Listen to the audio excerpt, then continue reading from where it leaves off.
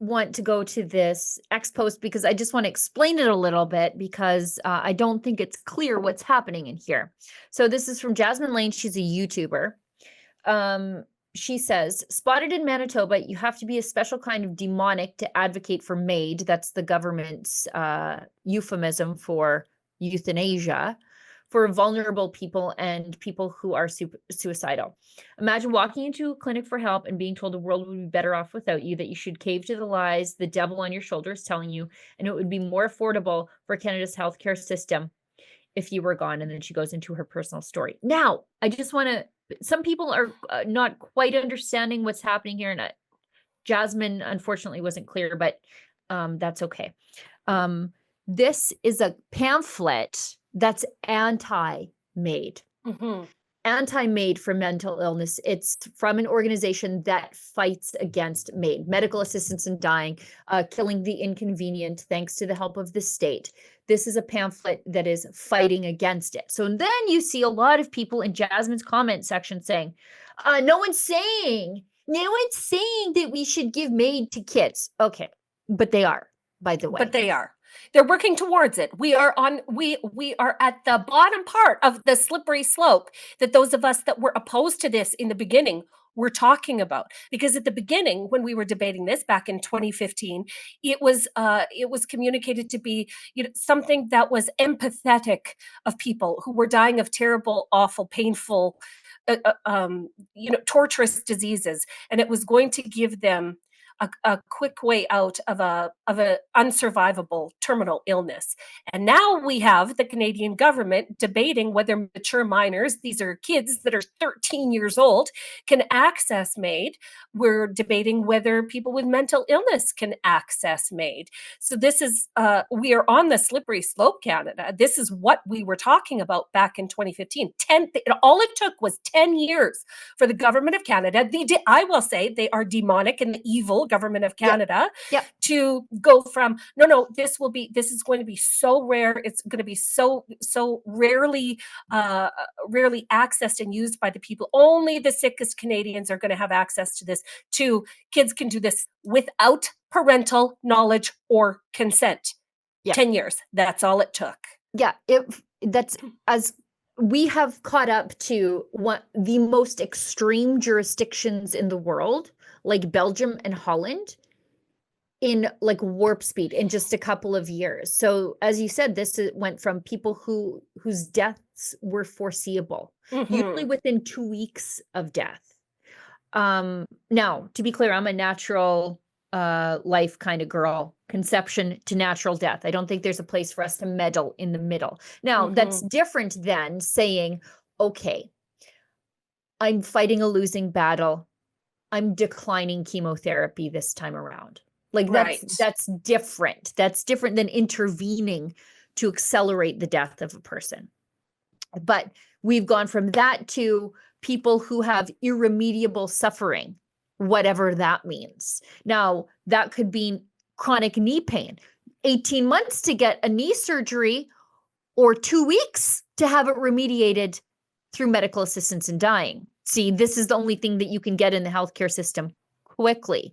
And then it's gone from that to we're expanding it to people who are mentally ill. How do you determine if somebody needs treatment for suicidality or help with their suicidality, i.e. to make it happen? The government can't figure it out. That's the only reason they delayed it. Not for moral issues, not for saying this is gross, we can't be killing our vulnerable, just saying we just need a little bit of time to figure this out.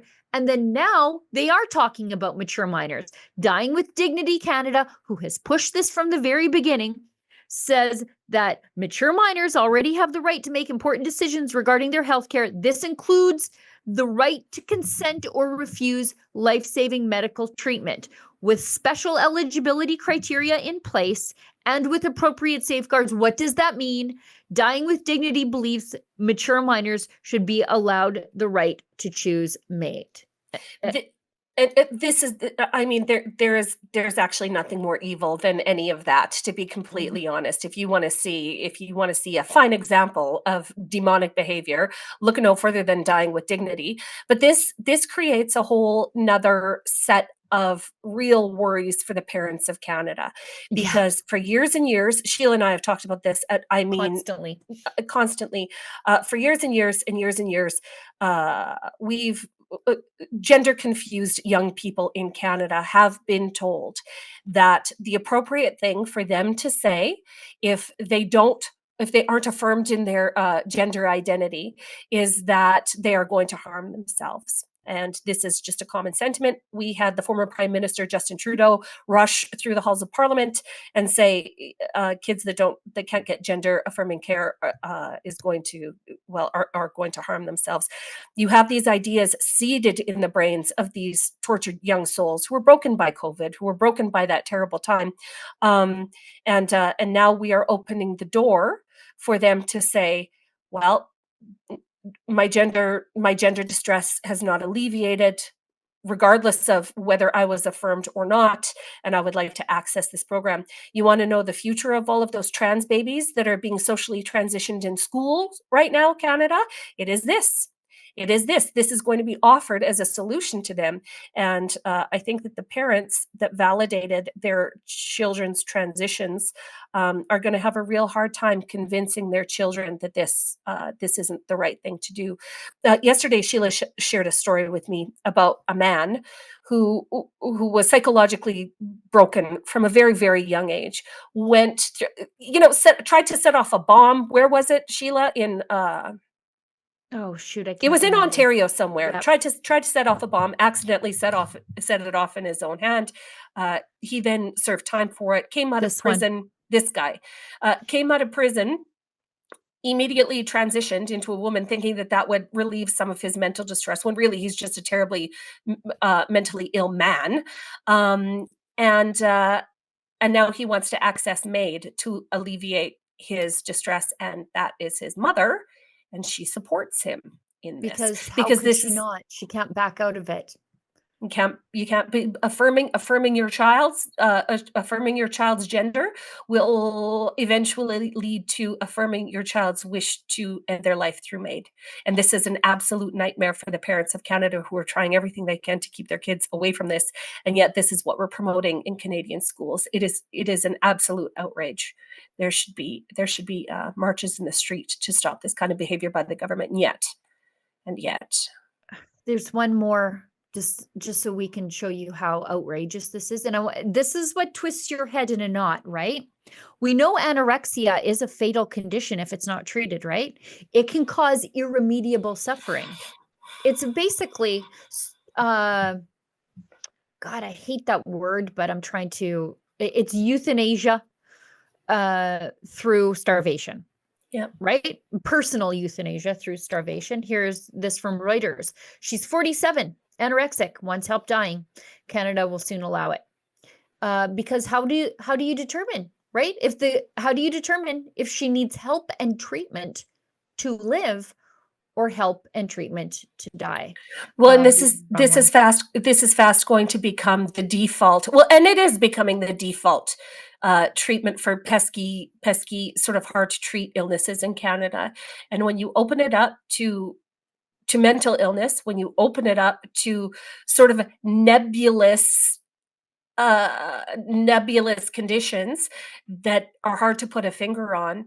I mean, one in every, what was it, Sheila? One in every 5 people in Canada right now are dying through medical assistance and dying, and we can just Yeah, see that accelerate.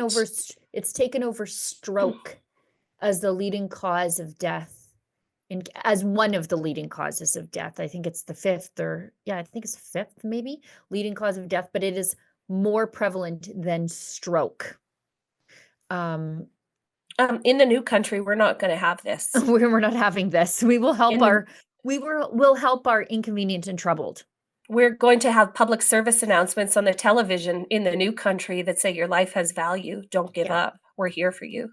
Yeah. And if you want to learn more about Canada's war on the vulnerable, you can watch our documentary called MAID, You guys. MAID, The Dark Side of Canadian Compassion. A lot of people went into this documentary, including my